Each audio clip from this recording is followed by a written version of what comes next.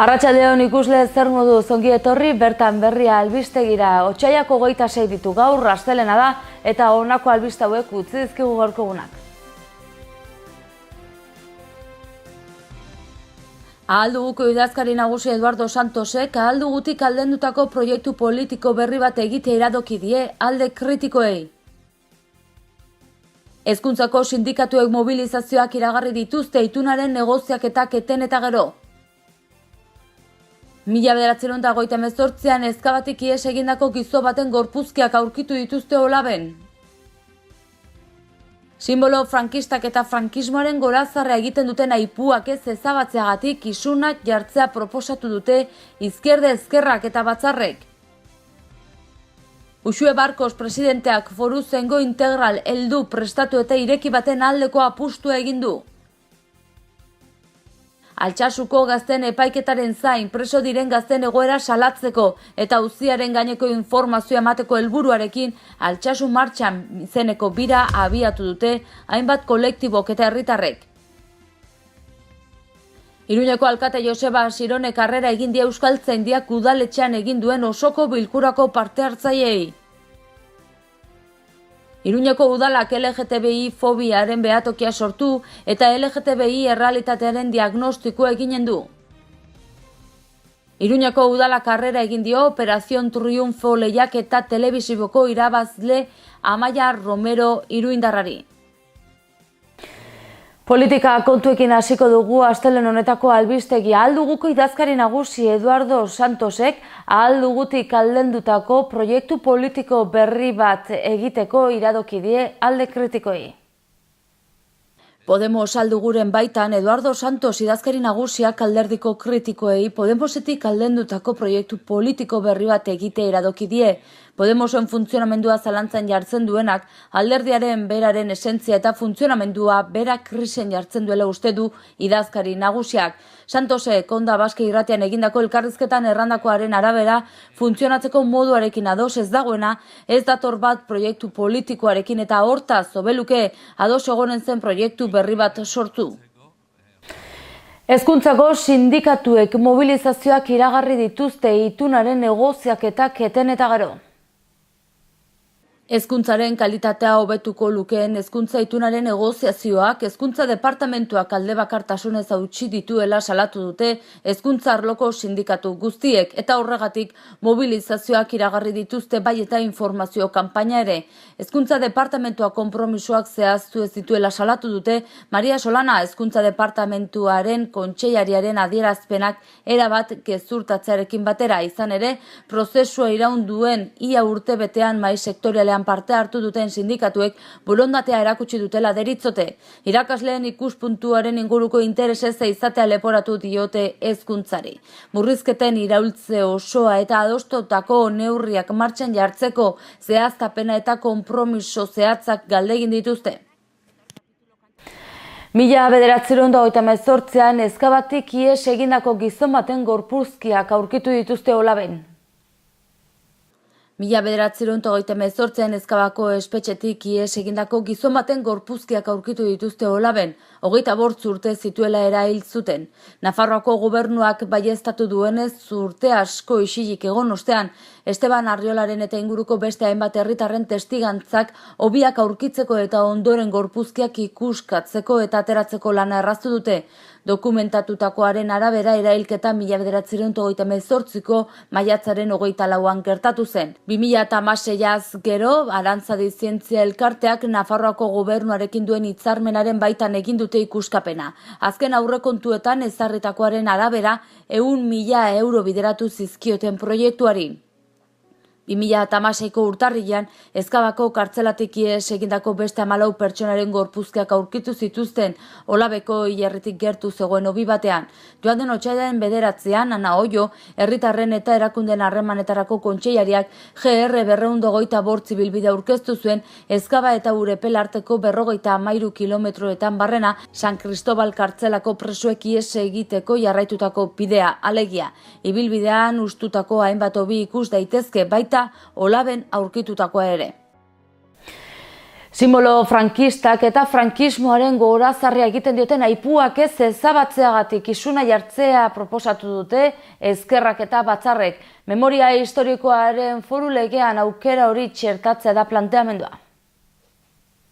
Memoria historikoaren foru legean txertatzeko proposamena egin dute izquierda ezkerrak eta batzarrek, simbologia frankista eta frankismoa goratzen duten aipamenak kentzen ez dituztenak zigortzea. Isun moduan jarriko litzaizkieke zigor horiek eta bi tarte hartuko lituzkete. Alde batetik zigorrarinak 200 eta 2000 euro artekoak eta zigor larriak 2000 eta 10.000 euro artekoak. Diruz zigortzeaz gainera bestelakoak ere planteatu dituzte. Diru laguntzarik gabe gelditzea, babes ekonomikorik ez izatea eta horrelako gauzak. 2013 urtean onartu zuen 1936ko biktimen aitortza egiteko foru legea. Utxune bat aurkitu dute batzarre eta ezkerrekoek, hain zuzen ere, derrigortuak dauden eta egiten ez dutenek ikur eta aipamen frankistak kentzea zigorra jasotzearena. Parlamentura iritsiko da proposamena laster eta laukoaren babesa izatea aurreikusten dute. Dena dela, harago joan eta gainerako alderdien babesa izatea ere espero dute. Uxue Barkos, Nafarroako presidentak foruzaingo integral heldu prestatu eta ireki baten aldeko apustua egin du. Nafarroako lehendakari Uxue Barkosek foruzaingoaren eguneko ekitaldi nagusian foruzaingo oso heldu gizartere irekitako prestatu eta beti herritarren zerbitzure izateko egiten den apustua nabarmendu du. Hori posible egiteko gobernua antolaketa eredu berriak sustatzen ari da, bitarteko materialetan eta instalazioetan inbertsioak egiten eta eskumen berriak hartu ahal izateko plantilla gehitzen. 1928 urtean, duela 90 urte, herripiadetako polizia izenarekin sortu zen eta ospakizunak bat egingo du aurten urtemuga horrekin. Herri administrazioaren Nafarroko Institutuko Isabeldar klaustroan, Iruñan, egindako ekitaldian zehar, agenteen, pertsonen eta erakunde kolaboratzaileen lana saritu da eta zerbitzu gorenen 11 medaia, ohorezko 9 metopa eta beste 14 sari publiko banatu dituzte. Nafarroako presidentearekin batera bertan izan dira Nafarroako parlamentuko lehendakari Ainhoa Aznarez, lehendakaritzako funtzio publikoko barne eta justiziako kontseilari Maria Jose Beamont, barneko zuzendari nagusia Agustin Gastamintza eta foruzaingoaren burua Torcuato Muñoz. Albiste gehiago utzi dizkigu gaurko egunak, Altsasuko gazteen epaiketaren zain preso dauden gazteen egoera salatzeko eta auziaren inguruko informazioa emateko helburuarekin Altsasu martxan bira hasi dute hainbat kolektibok eta herritarrek. Harrera beroa egin diete Altsasuko gurasoei Esteribarren. Altsasu martxan bira asteburuan abiatu da Altsasuko suhiltzaileen egoitza parean dagoen aparkalekutik. Zubirin egin dute lehen geldiunea, Garraldan ere izan dira eta Otsagabian bazkaldute Irunberrin eta Zangotzan izan ziren larunbata arratsaldean. Zubirira iritsita, dantzari batek aurreskua dantzatu zuen atxilotuen eta familien omenez eta Esteribar Altsasurekin leloa zuen oroitarria eman zieten. Auziaren inguruko informazioa Nafarroa osora zabaltzea helburu du martxa honek. Iruñeko manifestazioan parte hartzeko deia ere egin zuten. Auziaren kontrako jarrera azaldu izan dute hainbat juristak eta baita politikariek eta instituzioek ere. Hori guztia herriz herri azaltzea eta auziaren zentzugabetasuna salatzea da martxaren helburu nagusia. Sentsibilizatu egin nahi duten Nafarroako gizartea oinarri demokratikoen eta giza eskubideen defentsan. Martxan parte hartzen ari direnen artean daude EH Bilduko legebiltzarkide eta Altsasuko alkate ohi Axun Fernandez Garaialde eta baita Enrique Zelaya Soñujolea ere. Izan ere, Altsasuko hainbat eragile eta kolektiboa ari dira parte hartzen biran, herriko 8 gazteren kontra irekita dagoen auzia eta egingo duten epaiketa salatzeko. 5 asteburutan egingo dute bira, 5 eremutara joateko. Larunbatean hasi eta martxoaren 28 arte egingo dute, aprilaren 14an manifestazio egingo dute Iruñan eta 16an epaiketa hasiko da Madrilen, Espainiako Auzitegi Nazionalean. Eta Iruñako alkate Joseba Sironek harrera egin die osoko bilkuran parte hartu duten Euskaltzaindiako kideei. Euskaltzaindia Iruñeko udaletxean izan da. Miriam Urkia eta Roberto González de Viñaspre euskaltzain berriei harrera egin die Iruñeko alkate Joseba Sironek. Besteak beste Andres Urruti euskaltzain burua eta Nafarroko ordezkari Andres Sinigo euskaltzaina izan dira bertan. Hirugarren urtea da euskaltzaindia Iruñeko udaletxean biltzen dela osoko bilkura akademikoa egiteko. Euskaltzaindiak ilean behin egiten ditu osoko bilkurak eta akademiaren irizpidei jarraituta urtean behin gutxienez biltzen da bere hizkuntza eskumenari dagokion lurraldetako bakoitzean. Iruñeko udaletxean izan ziren jada euskaltzaindiaren halako zenbait bilkura 2017ko maiatzean, 2016ko apirilean eta 2013ko irailean. Iruñeko udalak LGTBI fobiaren behatokia sortu eta LGTBI errealitatearen diagnostikoa egingo du. LGTBI fobiaren behatokia LGTBI errealitatearen diagnostikoa gerora plana garatzeko LGTBI erasoen kontrako protokoloa eta Espainiako estatuko LGTBI jardunaldiak hartzea. Horiek dira 2018an Iruñeko udalak LGTBI kolektiboen eskubideen defentsan bere eginen dituen egitasmo berriak, dena 3 ardatzen bueltan: gobernatasuna, LGTBI pertsonen ahalduntzea eta LGTBI fobia beren desagerpena. Era berean, iaz jarritako ekimenekin aurrera segituko du udalak, sexu eta genero aniztasunari eskainitako arrotu zerbitzua mantenduko du, diru laguntzak izanen dira eta LGTBI foroek indarran mantenduko dituzte. Noizean behineko ekintzak ere izanen dira, esaterako zinegua jaialdiaren Iruñeko emankizunak, nazioarteko egunen ingurumariko ekitaldiak, formakuntza ikastaroak eta saioak, LGTBI memoria berreskuratzearen aldeko ekimenak eta bar. 2017an hasitako lana egonkortzea eta bermatzea dute xede 2018rako Laura Berro berdintasun eta LGTBI zinegotziak esan duenez. Ez bairik gabe, arrakastatxua izan da arrotu zentroaren hasiera. Lehenengo 6 hilabeteetan 1287 hartatze egin ditu eta 1300 lagun bertaratu dira antolatutako ekintzetara. 2 funtzio betetzen ditu arrotuk, batetik informazio eta arreta zerbitzua eta bestetik kolektiboei irekitako gunea izatea.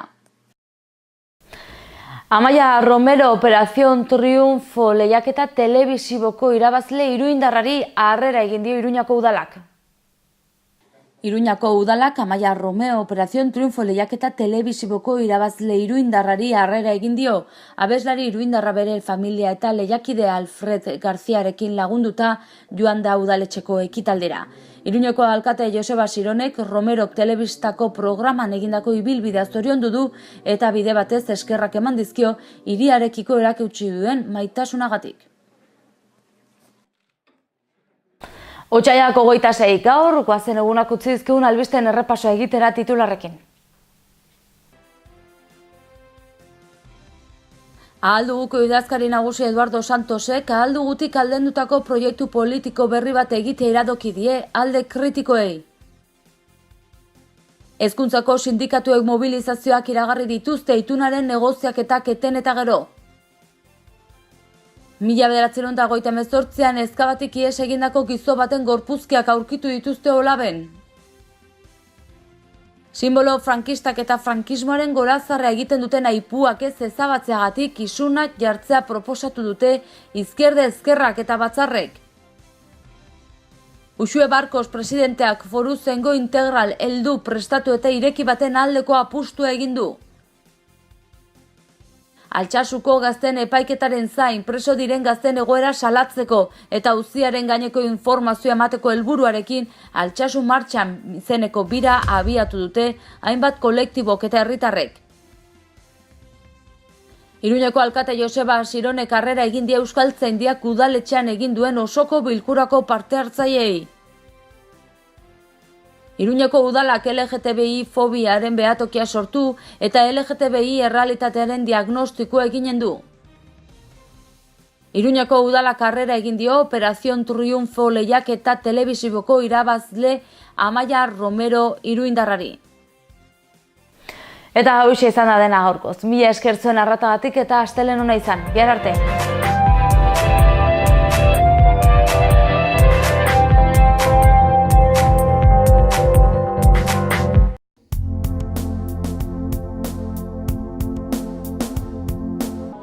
Gorritxon atsedenerako sistema hoberenak eta loaldi egoki batendako beharrezkoak diren produktuak aurkituko dituzu.